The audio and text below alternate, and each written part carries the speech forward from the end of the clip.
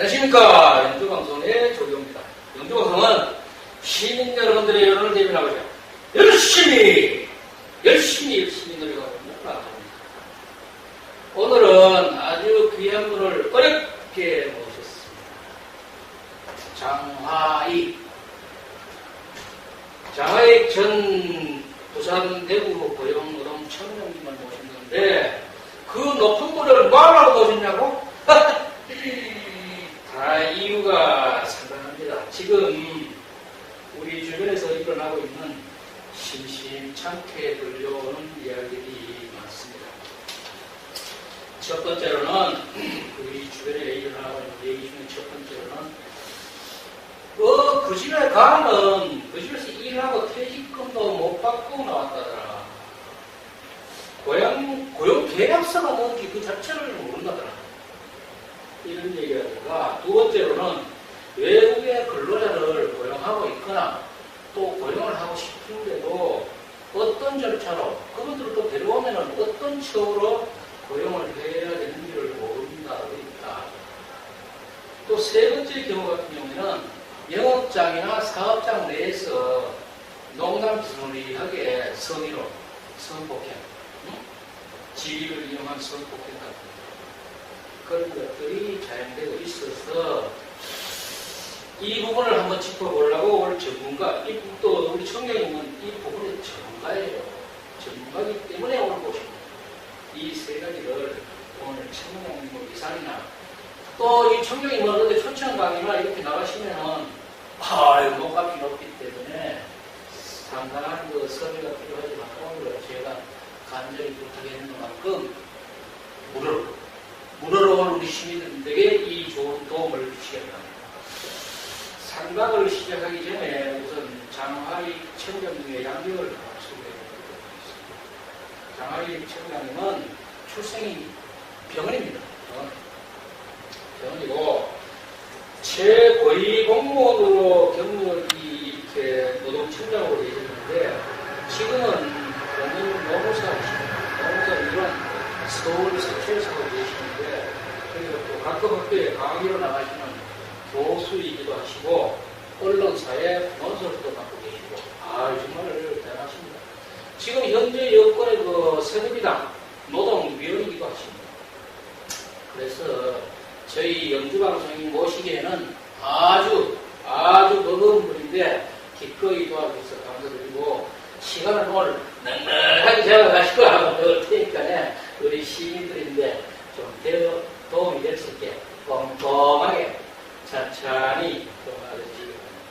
그리고 내가 시작하기 전에 이렇게 한번 물어봐야 되는데 어제 그 페이스북에 보니까 일반 친척분인지 동네분인지 모르겠는데 막 여러분이 함께 모여가지고 월초를 하고 계신 것 같더라고요. 네, 그렇습니다. 그리고 거기 보면 연세가 좀 드신 그 여성분이 계신데 네. 어머니세요? 저희 종수머니. 종수머니. 어머니는 여덟이니까 어제 산에 못 가셨어요. 예. 그래서 집안이 함께 일하는 모습이 아주 돈독해 보이고 요새는 정말로 한 대로 태어나도 친형제 같지도 안 하고 남보다도 못 살고 있는 이런 경우도 많은데 그 우애를 보니까 저는 사실 너무 부러웠어요. 부러웠고 저희 어머니는 일찍 돌아가셔가지고 내일 모레 19일이 기일로 가고 경우에는 지금 나라에 쓰임새가 있는 좋은 분들이 지금 많이 나왔어요. 지금 김동국 인사처장이라든가 그 장윤석 의원도 어느새 삼선으로 맞추셨지만 또 맞추시고 우리 또 장하익 그 청장님은 아직 연세는 아니고 나이가 있으니까 또 아주 또 국가에 아주 중요한 일을 또 해야 될 것 같은데 참 일어나시고 그런데 자 그러면 지금은 오늘 본론으로 들어가지고 첫 번째 제가 사례 하나를 말씀드릴 테니까 들어보시고 일단 들어보기 전에 우리 청장님 간단한 우리 시민들인데 인사 말씀 잠깐 하시고 예, 시민 여러분 안녕하십니까. 정말 날씨가 덥고 이런 가운데도 이렇게 건강하게 여름을 꿋꿋하게 보내시고 계신 몇 분을 만나 뵙게 돼서 대단히 반갑습니다. 그리고 저도 어머니가 부천동에서 살고 계시는데 제 문제들이시고 또 건강하게 이 어르신들하고 같이 잘 지내고 있습니다. 늘 서울에서도 활동을 하고 또 지방에서도 활동을 하지만 늘 고향을 생각하면서 또 고향을 위해서 뭔가 좀 수입이 될 수 있는 사람이 되기 위해서 또 부끄러움이 없는 사람이 되기 위해서 예. 늘 노력을 하고 있습니다. 또 선비정신도 예. 특별히 생기고 서울에서 법률사무소도 잘 운영하고 있고 또 고향에서도 뭔가 좀 더 보탬이 될 수 있는 일을 하기 위해서 분주히 노력하고 찾아뵙고 있습니다. 잘 부탁드리겠습니다. 아, 우리 전에 참 부지런하세요. 내가 이렇게 지켜보면은 어제도 그렇게 일하는 게 보통 꿀렁거리 하는 일을 다 하시더라고. 참 부지런하시죠. 그러면 오늘 얘기를 좀 해야 되니까 첫 번째 사례 하나를 제가 말씀드릴 테니까 한번 들어보시고 네. 들어보시고 한번 여기에 대해서 좀 좋은 말씀 주셨으면 좋겠습니다. 이거는 남자든 여자든 성별은 관계되지 않는 얘기고 58살 되신 분이 아는 분 소개로 한 식당에 소개가 돼가지고 네.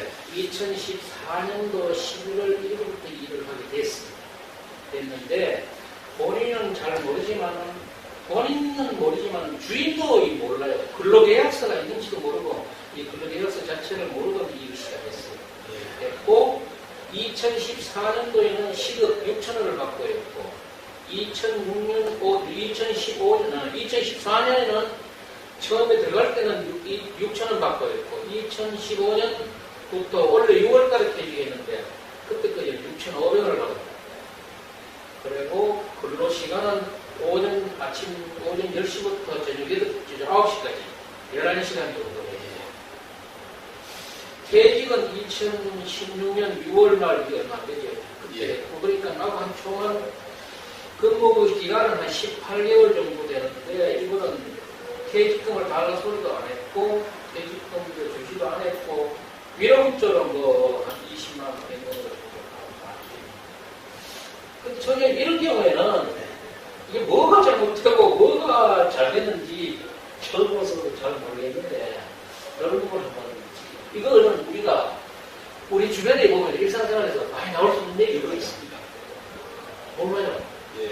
몰라서 뭐하고 악의적으로 하는 게 아니고 몰라서 뭐하기 때문에 오늘 우리 노부스를 또 계시고 또 이제 끝도 그 전공 분야로 또 하셨기 때문에 노력을 잘 주시고 퇴직금이라든가 실업급여, 최저임금, 그거요 많이 근로계약서 진짜 뭐나 순서는 없지만 장관 이런 걸 한번 짚어주셔야 될 것 같습니다.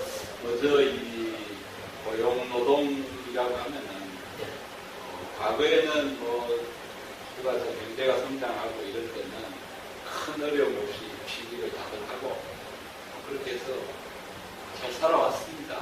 어렸던 시절에는 특별히 그런 문제에 대해서 신경을 쓰지 않고 살아왔는데 이제는 우선에 우리의 자녀들, 청년 고용이 안 되고 또 일하시는 분들이 중년 50대 돼가지고 퇴직을 하게 되면 또 노후의 새로운 일자리가 필요하고 또 이런 과정에서 어떤 정규직과 비정규직의 차별 문제도 생기고 또 거품을 정해진 것을 받아야 되는데 그런 부분도 경제가 어려웠거든 서로 간에 좀 잘 이해가 잘 안 돼서든 그런 부분이 있어서 좀 못 받는 경우에 많은 다툼이 생기고 있습니다.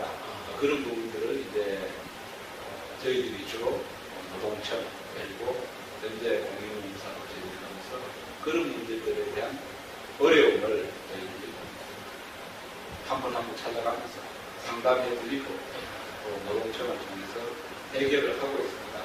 먼저 이 건의 경우 한번 들어가고 있습니다. 먼저 이제 우리가 일을 하게 되면은 이게 그냥 사람 불러다 일 시키면 되지 라고 얘기를 하는데 그렇습니다. 자연스러운데요. 문제는 2011년도에 근로기준법이 바뀌면서 정규직을 쓰든 비정규직을 쓰더니 근로계약서를 쓰지 않으면은 사업주가 처벌을 하게 돼 있다. 그러면은 이제 큰 대기업은 당연히 근로계약서를 작성을 잘해가지고 보관을 하고 있습니다만 우리가 여기에 이 원당천에 있는 수많은 가게들, 음식점, 자영업에서 한두면 쓰는 분들에게 아니면 비정규직 아르바이트를 쓰는 분에게 과연 근로계약서를 작성하고 있느냐 하면은 그런 것을 전혀 모르고 있는 분들이 다수입니다. 사장님도 그러시고요. 일하는 분들도. 그러나 최근에 이제 청년들을 중심으로는 인터넷이나 이런 통해서 자기의 권리의식이 충분히 있기 때문에 그런 부분을 찾고 있습니다. 어쨌든 처벌하는 규정이 존재를 하고 또 그것이 존재하는 것은 단순히 우리가 규제를 하자는 것이 아니고 노사 간의 어떤 금품의 임금의 근로조건이나 이런 것들에 대해서 나중에 다툼이 됐을 때 그 근거가 되는 게 아무것도 없는 것이죠. 그러면 이제 주장의 경위서를 가지고 불필요한 다툼이 나니까 이제 근로계획서에 임금이나 근로시간이나 이런 것들 중요한 것들을 기재를 해서 서로 교부를 받아놓으면은 나중에 거기다가 하는 겁니다. 이 식당의 경우에도 어떤 근로계약서를 이미 작성해서 교부하지 않은 것만으로 어떤 벌금이나 과태료를 맞을 수가 있습니다. 현실적으로 많은데요. 다만 그것을 우리가 감독하는 과정에서 일일이 다 찾아다니면서 감독을 해서 벌금을 매기기는 어렵습니다. 그렇지만은 문제가 돼가지고 노동청에 오는 경우에는 불가피하게 벌금이나 과태료를 매기게 된다는 이런 거고요. 근데 퇴직금 문제는 누구든지 이제 사람을 쓰면은 1년에 한 달치 퇴직금으로 퇴직할 때 줘야 됩니다. 그럼 주석이 사장님 나가는데 퇴직금 주세요 이렇게 얘기해야 됩니까? 당연히 얘기하지 않아도 근로자가 퇴직한 날로부터 2주일 이내에 모든 금품을 전산을 해서 2주 이내? 14일 이내에 줘야 됩니다. 그런데 네. 이제 그런 것들이 아까 말한 퇴직금이 있는지 없는지도 모르고 또 어떤 수당이나 이런 걸 계산하는 게 서로 간에 정확치 않기 때문에 나중에 가서 받을 분은 당연히 이 정도 금액을 받겠지 라고 얘기를 하는데 사장님은 별로 줄 게 없다. 좀 생각도 줄 게 없다라고 생각할 수 있습니다. 그러니까 또 얘기하는 조건이 보면은 영주가 애들이 조금 더 들으니까 서로 또 알만한 사이니까 달라그기도 못하고 또 안 주는 걸 또 달라그리는 것도 굉장히 또 미안해하는 그런 입장이거든요. 그런데 이게 법 기준이 있으니까 문제가 됐을 때는 당연히 줘야 되는 건데 이제 그런 문제가 사실 이런 방송을 통해 가지고 조금 구분을 지나줘야 되는 게 내가 줘야 되는구나. 내가 받을 거리가 있구나. 이 부분이 조금 오늘 좋은 공부가 되는 것 같아요. 그렇습니다. 우리가 이제 이 대한민국 국민들은 눈빛만 보면 다 안다. 그렇게 해서 다 서로 이심전심이다 이렇게 돼 있는데 실제로 이제 현대 사회가 되고 복잡해지면은 분명한 권리 의무를 규정을 하고 또 그것은 법에 근거를 하고 있습니다. 그래서 법에 규정된 대로 해야 되기 때문에 요즘은 법에 정해진 대로 법을 지키고 또 어떤 거기에 따른 임금이나 이런 것이 줄 것이 있으면 제때 지급을 해야 됩니다. 그것을 어쩌다 아까 말한 안 줘도 되겠지라는 아니한 생각 또 근로자가 또 서로 안면관계상에서 모르고 그냥 넘어가겠지라는 생각을 우선 사장님이 하셔서는 안 된다는 말씀을 드립니다. 그리고 어쨌든 위로금을 드린 것은 그것은 퇴직금이 아니기 때문에 위로금은 위로이다. 그래서 이제 2014년, 2015년, 2016년에서 1년 6개월치 퇴직금으로 평균 임금을 기준으로 해서 20개월치에 해당하는 퇴직금을 지급을 해야 됩니다. 그리고 그것은 위로금하고는 관계가 없고요.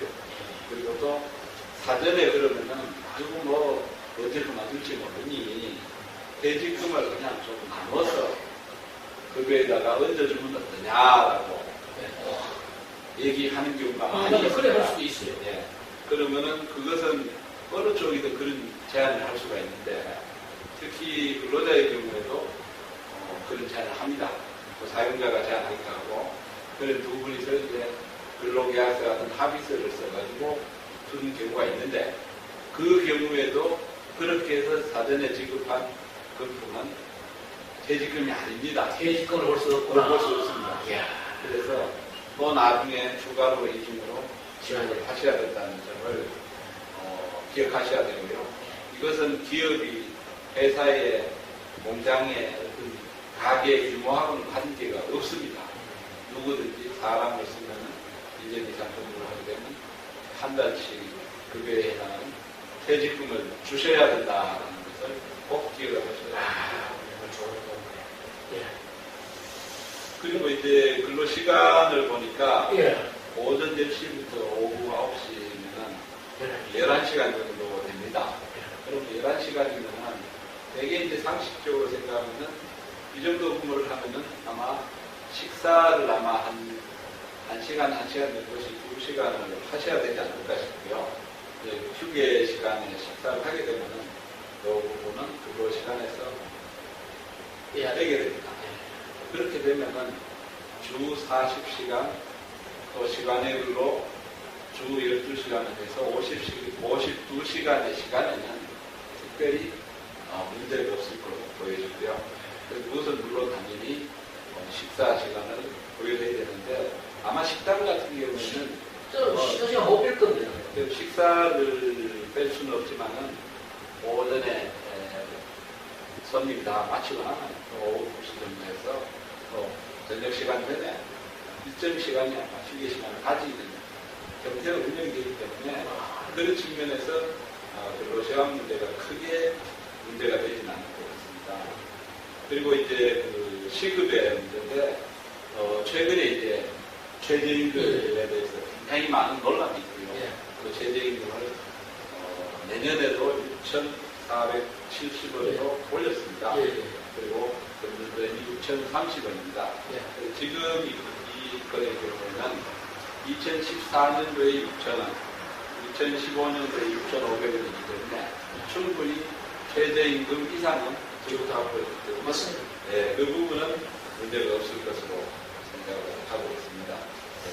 그리고 이 사람이 그러면은 요새 실업수당인가 그런 얘기 하는데 실업수당은 어떻게 될 것 같습니까? 이 실업급여 문제가 현실적으로 굉장히 많은 다툼이 되고 있습니다. 예를 들면은 일하시는 분들 같은 경우에는 내가 일정 기간 일을 하게 되면 나는 몇 개월 정도의 실업수당을 탈 수 있어라고 당연히 생각을 하고 계십니다. 그런데 막상 회사를 그만둘 때는 회사가 좀 형편이 좀 어려워서 쓸 수가 없다라는 회사 측 사정에 의해서 정리가 되면은 그러니까 공고사직을 한다든가 정비해고를 한다든가 어쨌든 이런 경우에는 실업급여를 받을 수가 있는데 문제는 본인이 원해서 본인이 사표를 내는 경우에는 실업급여 대상이 안 됩니다. 그럼에도 불구하고 이제 사표를 내놓고 나면은 이제 회사가 고용센터 우리가 이제 고용노동청의 고용센터가 있습니다. 센터에다가 신고를 합니다. 우리 회사의 홍길동 직원이 어느 날짜로 이렇게 자진해서 사표를 냈습니다라고 신고를 하면은 그게 실업급여가 되는 실업사유의 그 코드 번호가 쭉 있는데요. 그 코드 번호에 입력을 하게 됩니다. 그러면 이제 자기가 원해서 나간 코드에다 입력을 하게 되면 나중에 실업급여를 신청하게 되면 당연히 지급 대상이 아니 되는 거죠. 그러면 그때 가서 이제 어떤 고용센터나 회사의 사장님한테 항의를 하게 됩니다. 그러면은 그래가지고 만약에 그 코드를 다 바꿔주게 되면은 실업급여는 또 이 재원이 감당이 안 되지 않겠습니까?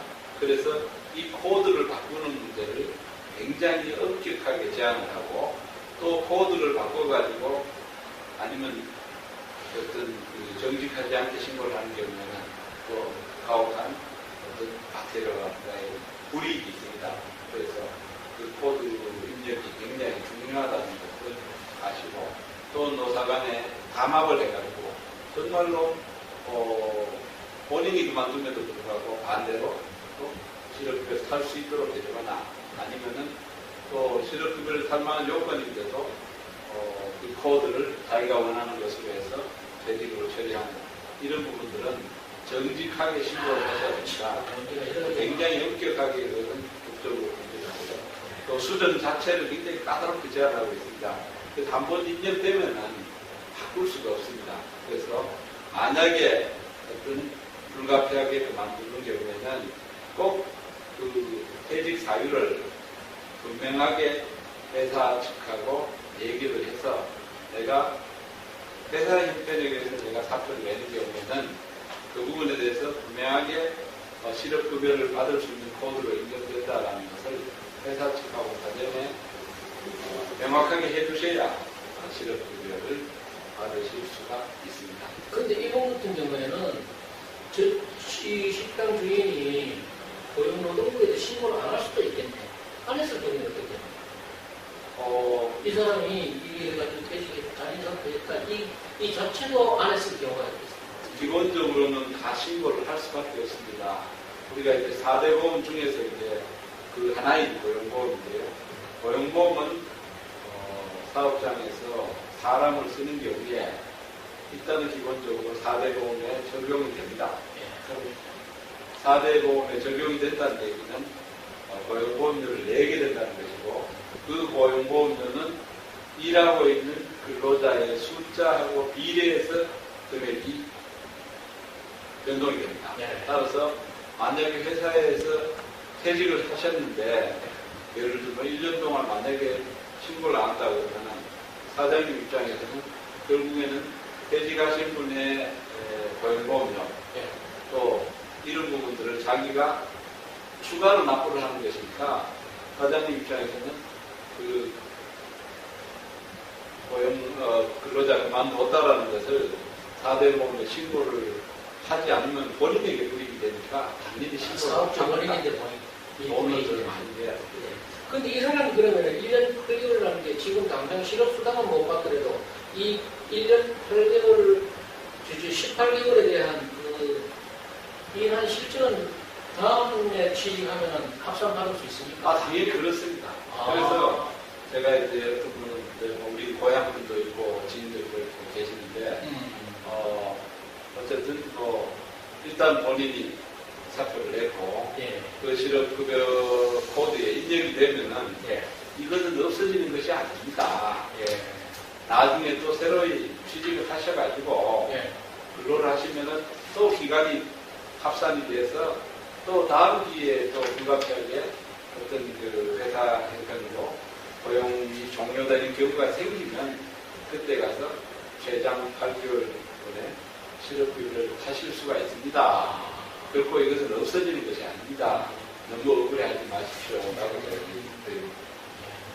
그 부분에 대해서는 오늘 얘기하는 것 같은데, 그 다음에 다음에 한번 얘기하고, 그 외국 근로자를 고용하고 있거나, 고용하고 싶은데 어떤 처우를 해서 어떻게 고용을 해야 될지 모르는 사람들이 많은데, 저도 몰라서 이 질문 자체가 좀 뭐구나, 지식이 좀 호소하겠습니다. 그 부분에 대해서 자꾸 말씀해 주시죠. 기본적으로 어떤 이런 도시만이 아니고 시골에도 일이 많이 하고 있습니다. 농업이나 식당이나 서비스업이나 건설업이나 외국인 근로자들이 많이 있습니다. 그래서 이제 그 부류를 보면은 대개 이제 결혼을 하셔가지고 들어오신 분들, 그 부분들 같은 경우는 되게 이제 우리 내국인과 같은 것이고요. 또 이제 우리 중국의 조선족이나 해서 이렇게 좀 그리고 순수하게 외국인이 고용허가를 받아서 취업하는 경우가 있습니다. 그래서 고용허가를 받아서 취업하는 경우에는 기본적으로 최장 두 번 정도 연장을 해서 5년까지 하실 수 있는 경우가 있습니다. 문제는 이제 항상 원하는 분들은 많이 있고 또 이제 실제적으로 외국인 근로자는 공급은 한정되어 있기 때문에 굉장히 좀 썼으면 하는 분들이 충분히 이용을 못 하시는 거죠. 이게 현실입니다. 그리고 또 내국인 우리 국민들 입장에서 보면은 외국인 근로자가 만장으로 들어오게 되면 가득이나 일자리도 없고 경제도 어려운데 그래서 뭐 까다롭게 제한한다라는 기본 취지가 있고요. 그래서 이제 일단 우리 영주 같은 영주 고용센터에 내국인 부인 신청을 합니다. 신청을 하게 되면은 14일간 신청을 해야 되는데 예를 들면은 또 저런 것도 있죠. 예를 들면 생활정보지라든가 이런데 부인 매체를 통해서 하는 경우에는 뭐 일주일, 고용센터를 통해서 하는 경우는 14일 이렇게 해서 내국인을 먼저 부인하는 어려워집니다. 그런데 아시다시피 웬만큼 해가지고 그 일자리가 내국인이 오는 경우는 잘 없을 거라는 기본 전제가 되어 있는 겁니다. 그래서 그 조건을 충족하게 되면은 3개월 이내 외국인 고용 허가를 신청을 하실 수가 있습니다. 그래서 이제 하실 수는 있는데 문제는 이것이 또 모든 업종에 다 해당되는 것이 아니고 외국인 근로자 고용이 가능한 허용 업종이 있고요. 또 사업 또는 사업장도 일정이 또 정해져 있고 또 어떤 종업원 규모에 따라서 쓸 수 있는 외국인의 숫자도 이례적으로 제한을 하고 있습니다. 그래서 이제 또 그러면은 우리 내국인 근로자를 내보내고 바로 그 다음날 외국인을 쓰겠다 이런 거 안 돼요. 그래서 어쨌든 이런 까다로운 사실도 체불을 많이 한 회사에서 쓰겠다라고 하는 것도 그저 그렇게 되어 있습니다. 이런 까다로운 요건을 거쳐서 이제 고용센터가 이제 그 외국인 근로자를 이제 알선을 합니다. 허가를 하기 전에 알선을 하는데 3배수를 통해서 이제 알선을 합니다. 그래서 고용센터에서 우리는 한 명을 쓰고 싶습니다 하면은 전산망에 등록되어 있는 인명 중에서 3배수 3명을 알선을 합니다. 그러면 이제 서로 연락을 해서 접촉자가 있으면 선택해서 고용을 받게 되면은 바로 거기에 기재된 대로 그 조건대로 그 표준근로 계약서를 작성을 해야 하고 또 그것을 산업인력공단을 통해서 그 송출국가에 송출하는 기관이 있습니다. 거기 보내면은 그러면 이제 거기에서 그 외국인 근로자하고 접촉을 해서 자 한국에 영주에 있는 이러이러 사업장에서 이런 조건으로 당신을 쓰고자 한다라고 하면은 체결 의사가 있습니다라고 하게 되면은 이제 이런 그 계약서를 확정을 하게 되고 그런 계약서가 체결이 됩니다. 그러면 이제 그 입국 사증을 발급받고 사증을 보내주면은 송출국가로 보내서 그 근로자가 전달을 받고 비자를 받아서 이렇게 까다롭습니다. 네, 까다롭네. 이러니까 우리가 지금 그냥 사람방에 앉아가지고 뜻을 가지고 했던 데는 아니고 또 농촌에 가가지고 고용센터에 가가지고 상담을 받거나 아니면 거기 노동사인에 가서 상담을 받아서 안내를 받아야 되겠네요. 요거는 뭐 일단은 고용센터가 직원들이 충분히 전문성을 가지고 있으니까 상담을 받으셔야 되는데 현실적으로는 그러면 이렇게 해서 받을 수 있는 외국인이 늘 그 수요를 그러니까 공급이 부족하기 때문에 현실적으로는 쉽게 쓰고자 하는 분 입장에서 보면은 거의 이렇게 해가지고 받아쓰기에는 어렵습니다. 제조업체라든가 그렇게 하는 기관들은 전문성이 많으니까 일정 규모 이상의 근로자를 늘 외국인을 통해서 쓰는 바로 이제 구해서 쓰는 경우가 있지만은 우리가 음식점이나 이런 경우는 현실적으로 그렇게 모든 절차를 밟아서 하는 게 어렵습니다. 그런 경우에 또 다른 데서 일하는 분을 또 이제 활용하는 경우가 그런 경우가 있습니다.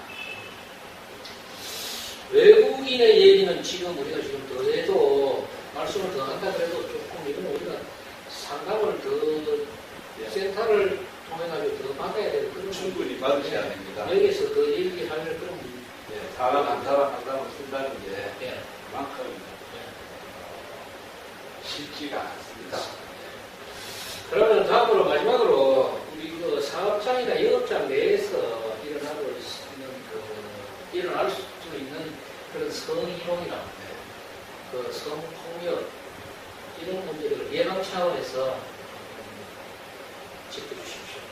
예, 사실 이 최근에는 성희롱 문제가 아주 그렇게 언론이 많이 나오지 않습니다. 한 10여 년 전까지만 해도 성희롱으로 인해서 사회 지도자급에서 배가 망치는 분들이 많이 있습니다. 예.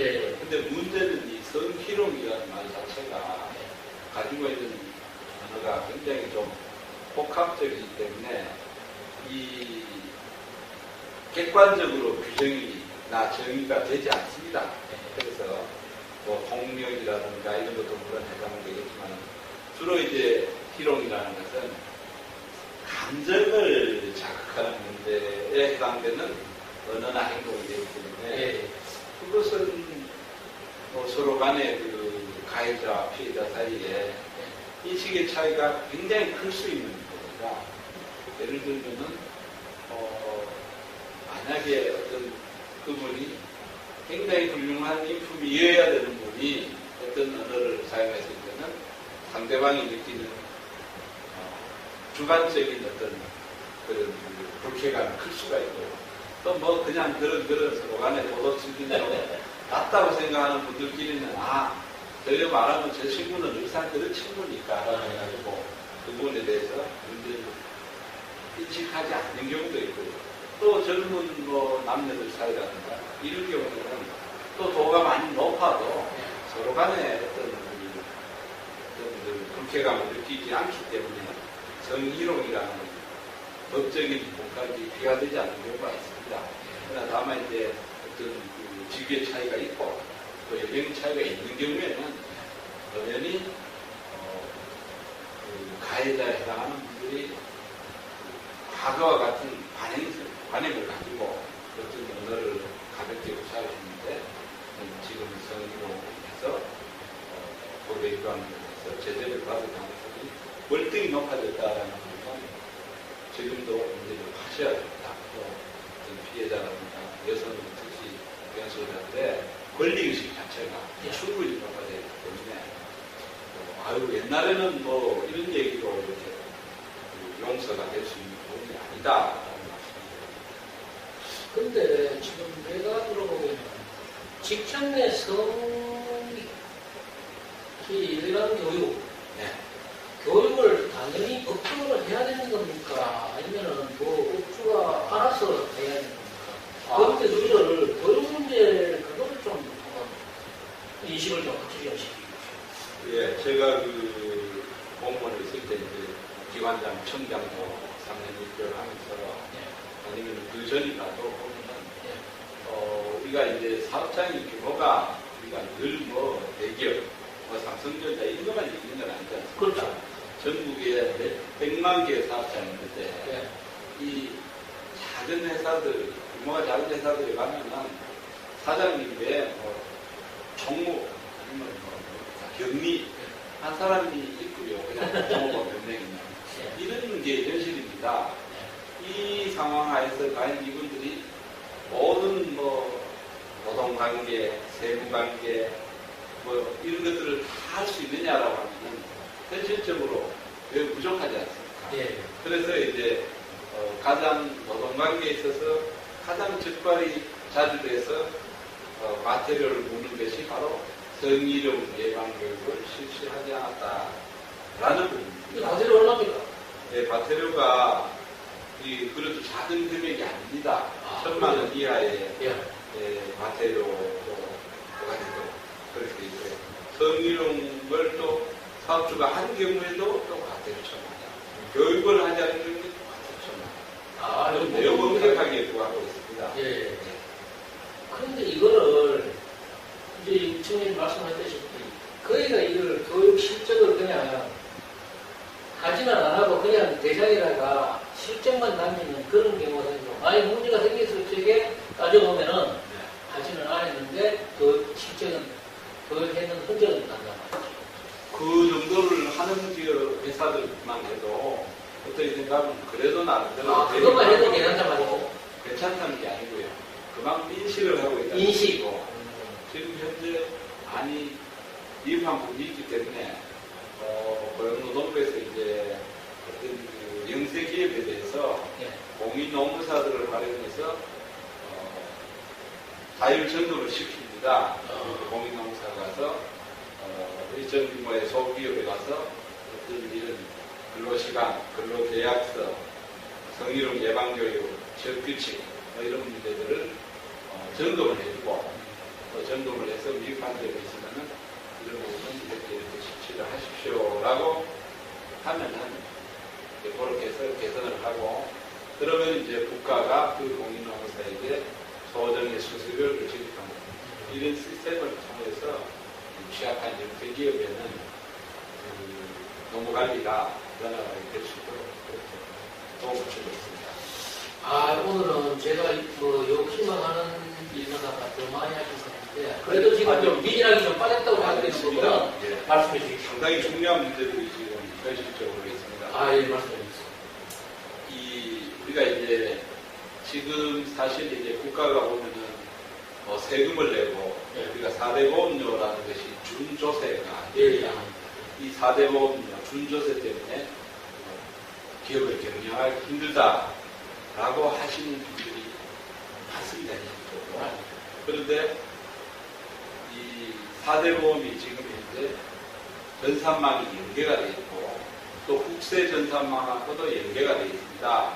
그래서 이제 과거에 타선적으로 보면 우리가 예를 들면은 세무사가 있는데 사장님이 우리 근로자를 쓰는데 이 근로자를 그 3.3%의 원천 인수를 하는 그냥 사업자로 등록을 해가지고 쓰면 어떻겠습니까? 라고 하면은 통상 그렇게 하시죠라고 해서 그냥 쓰게 됩니다.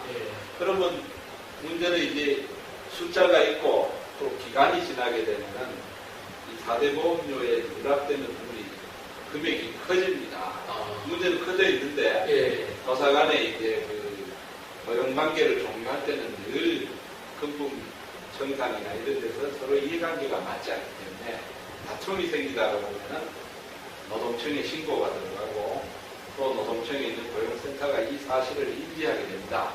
그러면은 여기 4대 보험료를 사후에 추징을 당하게 되는데 제가 뽑아보니까 월급여를 180만 원으로 한 경우에 3년간에 연 300만 원씩의 4대 보험료를 추징을 당하게 됩니다. 이 금액이 아주 막대한 금액이기 때문에 근로자를 쓰면서 4대 보험을 누락하거나 근로자가 아닌 것으로 했을 때는 웬만한 연생기업 같으면은 수년치 수익, 이익금이 몽땅 다 날아가는 이런.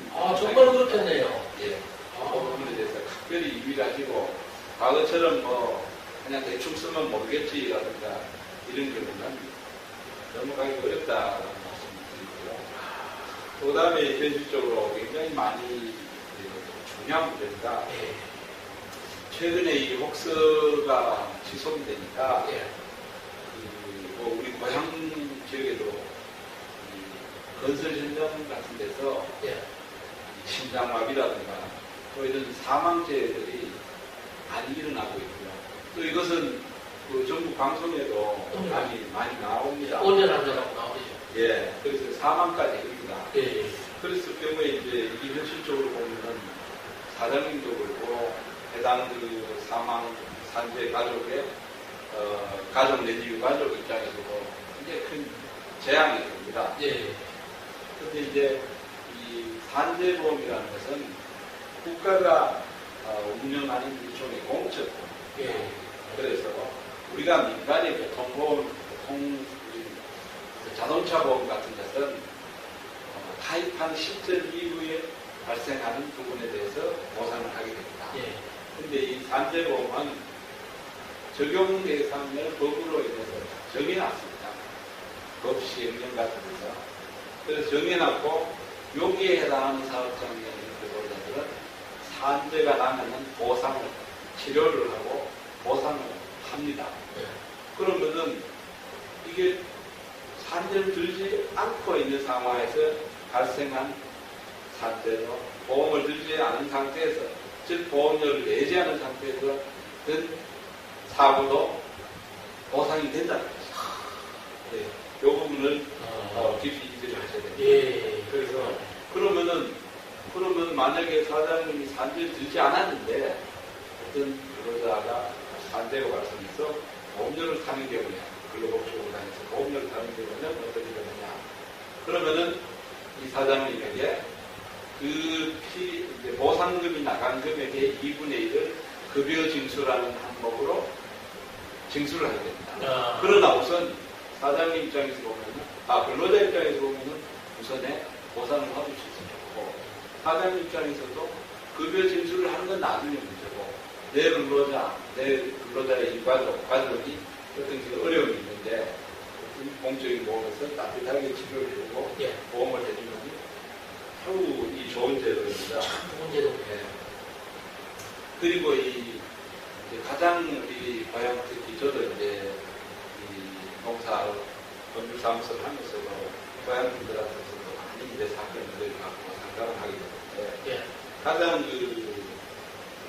인식을 다르게 잘못하고 계시는 경우가 뭐냐면, 이 교통사고가 나게 되면 우리는 바로 보험회사에 즉시 연락을 합니다. 그리고 즉시 와서 어쨌든 보험회사 직원이 와가지고 처리를 하게 됩니다. 그런데 산재보험은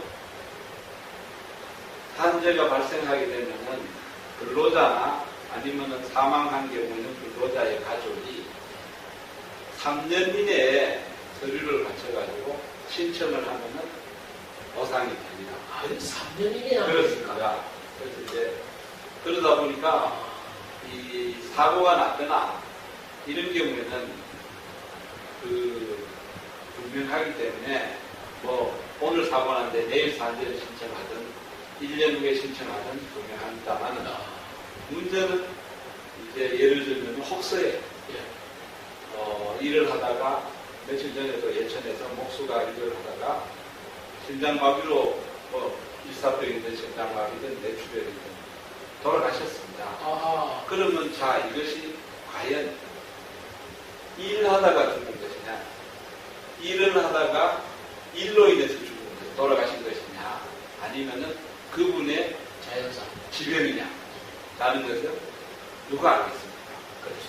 그것은 사람이 아는 영역이 아니고 신의 영역인데, 이 경우에 그것이 일로 인해서 돌아가셨다라는 것을 입증하려면 많은 노력이 필요하게 되겠습니다.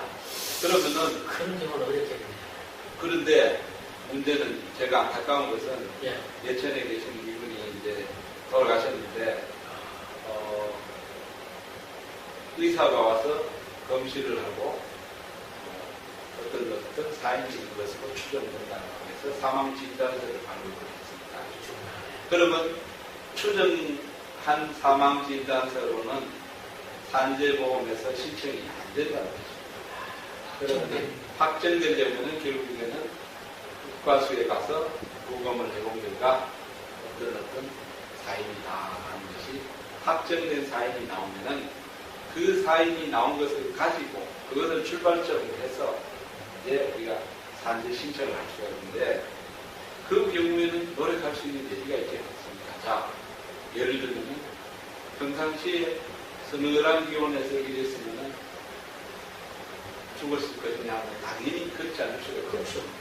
가혹한 환경에 일을 했으니까 현기증으로 쓰러질 수도 있고 심장마비가 올 수도 있고 뇌출혈이 올 수 있는데, 이런 것들을 이제 정확한 사인을 가려내면은 그 사인을 전제로 해서 산재보상법에 나오는 그 질병과 관련된 산재 승인 요건, 기간을 가지고 그분이 처한 현실과 맞춰가지고 가급적이면 이 산재보상에서 해당하는 요건에 해당된다라는 것을 전문가 도움을 받아서 신청을 하게 되면 복지공단에서 질병판정위원회라는 걸 열어서 산재를 인정해 나옵니다.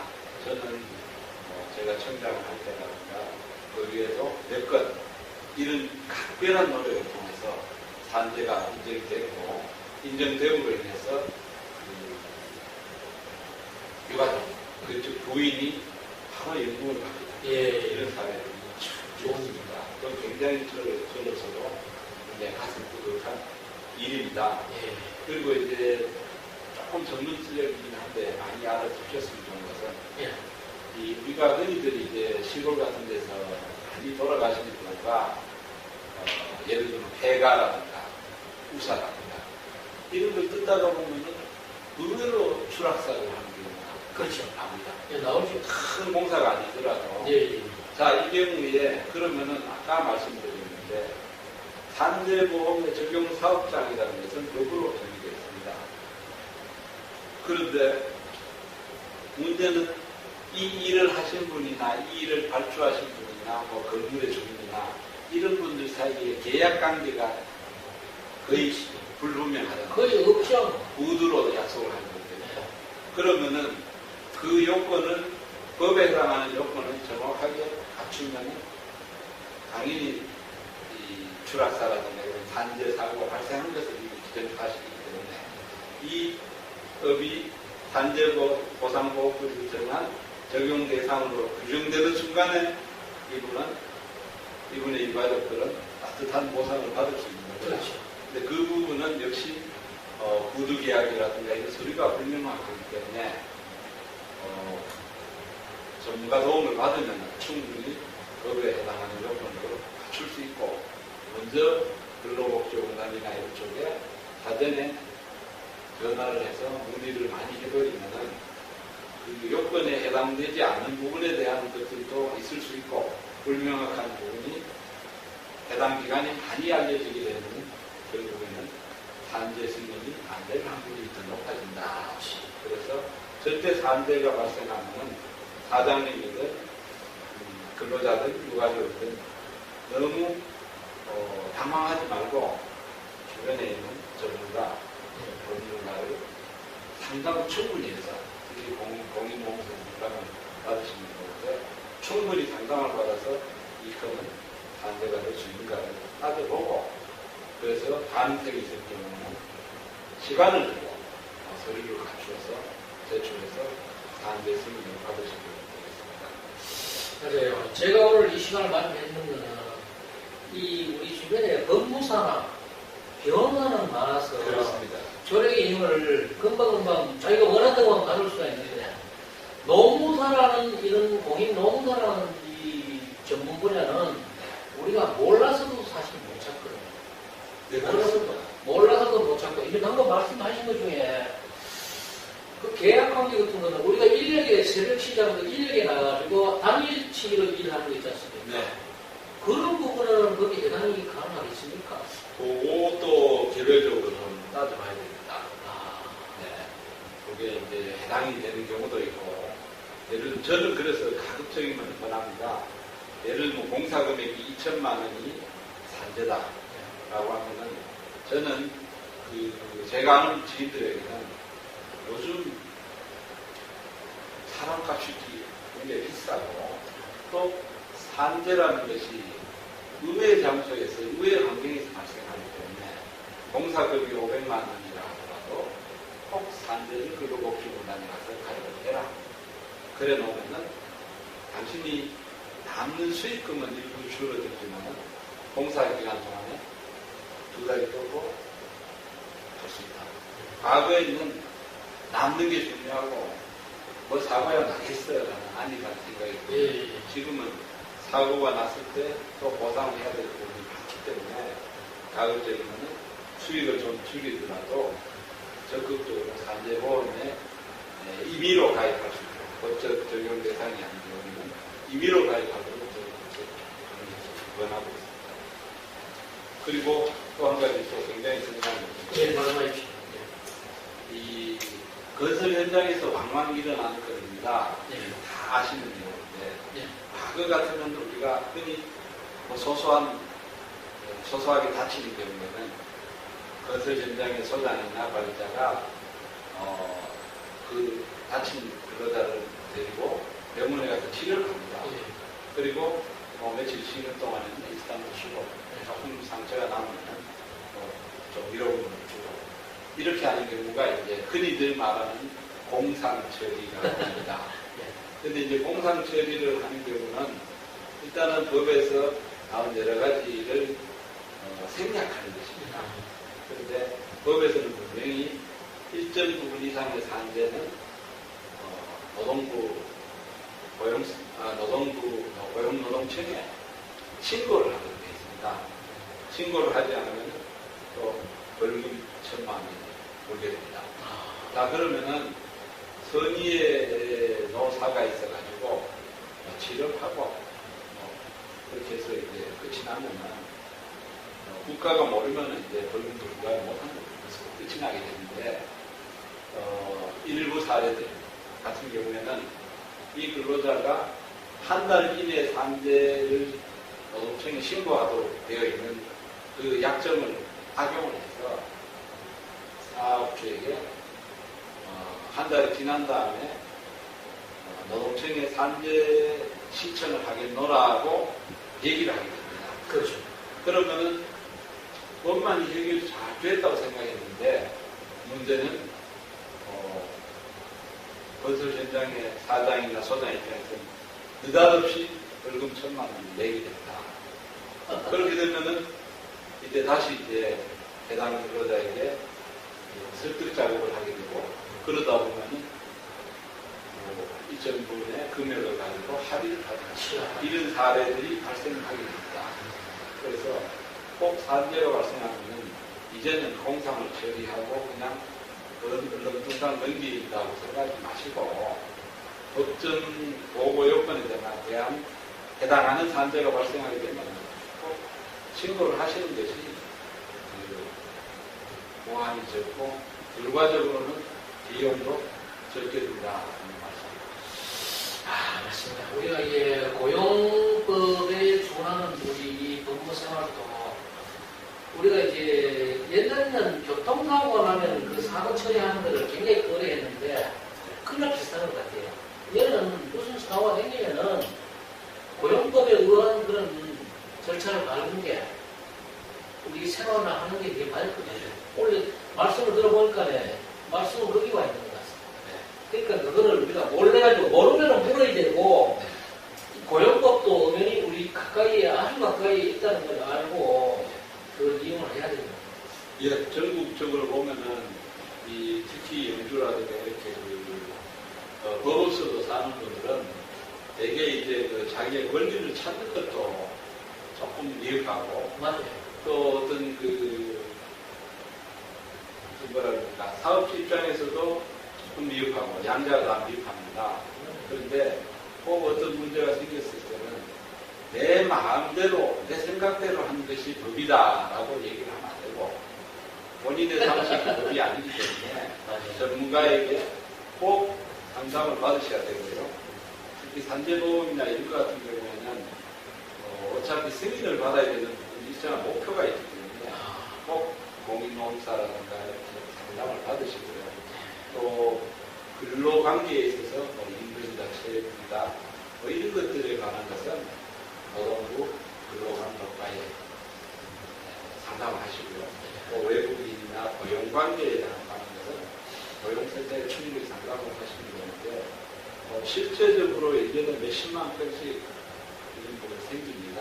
저도 우리 고향분들을 방문해서 굉장히 많은 전화라든가 방문 상담을 받고 있습니다. 그런데 이제 다만 그런 부분들이 대부분은 국가분에게 어떤 그런 전체적인 어떤 법이라든가 아니면 권리의 윤곽을 정확하게 이해시켜주면서 본인이 알아서 자기 권리를 찾고 또 손실을 최소화하는 이런 부분들이 되도록 도와드리고 있고요. 또 큰 이런 산재보험 같은 경우에 어떤 돌아가셨는데 직업별로 그냥 자기의 어떤 걸로 사망한 걸로 대해줄 수 있는 거는 직업별로 인정을 받아서 큰 경제적인 어떤 부담을 득을 갖게 되는 거죠. 예. 그러니까 그 부분은 뿌듯한 바람. 그렇겠습니다. 예. 오늘 우리가 목표했던 시간은 되는 것 같고 또 목표했던 얘기들도 많이 나눈 것 같은데 이번 또 연휴를 위해서 이렇게 고향을 방문하셨는데 제가 또 시간을 이렇게 뺏어는 거는 죄송하게 생각하고 마지막으로 이 업무를 떠나서 우리 하고 싶은 말씀이 있으면 한번 해주시죠. 네, 공직을 제가 30년을 하고 나이로는 만 53세에 제가 공직을 떠났습니다. 그래서 고위직으로서 기관장으로서 1개월 정도 했으니까 그래도 공직을 충분히 많이 했다라고 생각합니다. 그 이후에 서울 강남에서 중앙노동법률사무소를 운영을 하고 있습니다. 저희들이 지금도 전체로 한 20여 명 운영을 하고 있고요. 그래서 대한민국에서 최고의 법률사무소라고 노동법률사무소라고 자부를 하고 있습니다. 이걸 통해서 고향분들도 많이 이용해 주시고 또 권리도 받고 계십니다. 저는 그 이외에도 이제 우리 그 공무원 동기라든가 이런 모임들을 제가 많이 주선을 하고 있습니다. 그 이유는 그런 걸 통해서 우리가 중앙에 인맥이 많이 구축되어 있어야 우리 고향민들은 어차피 자급자족 할 수 있는 도시가 아니기 때문에 그래. 중앙의 인맥을 통해서 우리가 확보를 많이 해야 되는 부분이 있어서 저도 그런 부분에 대한 양식을 많이 가지고 있어요. 또 우리 영주 시민들이 참 영주 사람이 이제도 없다라고 가끔 말씀하십니다. 근데 저는 과감하게 얘기를 합니다. 영주는 선비의 고향이기 때문에 이제가 아주 많습니다. 중앙의 여로에 가면은 권력 있는 부서, 힘 있는 부서, 돈이 있는 부서에 고향분들이, 고향 선후배들이 많이 포진을 되어 있습니다. 다만 그분들이 우리 고향 쪽으로 눈을 돌리고 또 적극적으로 내가 고향이 있다면 두 손 두 발 들고 달려나오겠다라는 이런 부분들을 이끌어내는 노력, 그런 부분들이 서로 마주쳐야 영주가 발전할 수 있지 않을까라는 생각을 하고 저는 저 나름대로 굉장히 많은 노력을 하고 앞으로도 노력하고 있습니다. 노력하고 있습니다. 나는 그거를 좀 부탁을 좀 드리려고 했지 이미 하고 계시네요. 주민들에게 다가가려고 노력하고 있습니다.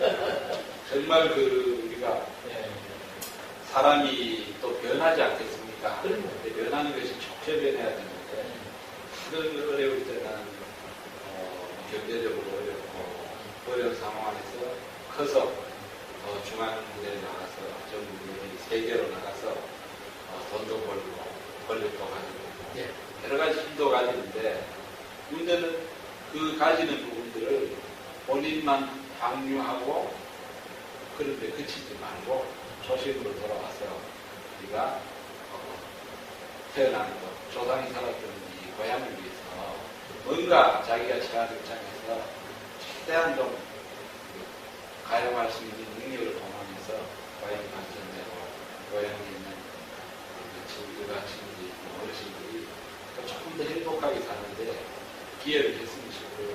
인재는 많이 있습니다. 그 인재를 찾으려는 노력. 또 그리고 의외로 또 그런 노력이 어려운 작업은 아닙니다. 그래서 그렇게 해서 손을 내밀면은 우리 고향에 출향한 많은 인사들이 고향을 위해서 일하려고 마음의 자세를 가지고 있습니다. 오늘 당시간 수고 많으셨는데 이제 말씀 들어보니까 지금 아마 퇴직을 그래도 하고 야인 생활을 좀 하시니까 그게 많이 이제 인적으로 많이 성숙되신 그런 얘기가 나온 것 같아요. 이 수능 초심이라는 거 이런 것들도 지금 현직에 있는 사람들은 자기의 역할을 하려고 생각하지도 않는데 아까 그 불러 일으킨다는 거 있잖아요. 그렇습니다. 그것도 지금 이미 나오셔가지고 야인 생활을 좀 해보니까 그것들도 필요하고 요즘은 해야 되겠다는 생각도 들고 또 그런 생각도 드는데 지금 현직에 있는 거는 사실 그거 안 해도 내 월급 받고 하는데 할 필요 없거든요. 그런데 그러니까 그걸 불러 일으키는 그 얘기를 참으로 잘 들었습니다. 예, 제가 이제 그 부분은 이렇게 생각을 합니다. 우리가 이제 제가 고향에 뭐 어떤 선거 부분도 있었지만 내려와서 이제 많은 대화를 하게 됩니다. 이 경쟁이 아무리 그래도 중앙에 서울에 훨씬 더 경쟁이 심하지 않겠습니까? 그럼요. 그러면 거기에서 어떤 자리에서 무슨 일을 하든 참 피나는 노력을 통해서 우리가 어떤 걸 일궈냈는데 고향에 계신 분들은 그런 부분들에 대해서 어떤 높이 평가를 해줘야 됩니다. 그래야 그분들이 고향에 대해서 관심을 갖게 되는데 문제는 그분들은 그 자리를 지키고 그 승진을 하거나 돈을 벌거나 이런 걸 하기 위해서 거기에 전신전력을 할 수밖에 없는 것입니다. 또 그리고 그래 해야 되는 것입니다. 그런 분들이 예를 들면 본인이 어떤 자리에서는 평가를 제대로 못 받으면서 뭐 고향에 도와준다고 해서 조직에서는 핵심이 되지 못하면 안 되고요. 핵심이 되고 1등이 되는데 문제는 그분들의 노력을 좀 격려를 하면서 기왕이면은 가진 역량을 통해서 고향과 관련된 부분에 많은 신경을 쓰도록 그렇게 얘기를 해야 되는 것이 아닌가 싶습니다. 네. 앞으로도 우리 고향 발전을 위해서 훨씬 양면하고 많은 노력을 부탁드립니다. 예. 앞으로도 더 열심히 노력을 하고 다가가겠습니다. 예. 그리고 방송이 나가게 되면은 예.